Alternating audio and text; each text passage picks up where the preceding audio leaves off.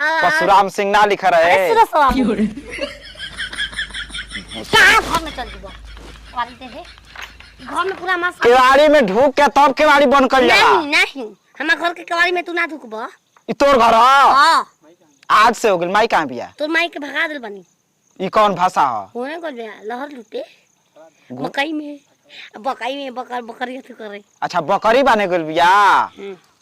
और रानी तले सर समाचार कर ले जा। समाचार हम तास करी हिट कौन आवा तू मोबाइल पर बतिया के समाचार कर। सारा कैसन मेहरारू मिलल दूसर रही तब ले अपने हाथ से ध के खींच के लेके चल गई। टाइम हो गइल होगी विदाम कर जाए वाला। विदाम करे ओके मैदान कहल जाला। नहीं जाई रे उधर हो रही नहीं के। कहां जेबू? आई घर में चल हम माई के भेजतनी। घर में हां तो हुआ से लागल रात भर के सुतल नहीं खुका। खुसरो सुते देल वाला तू हमरा के रात भर।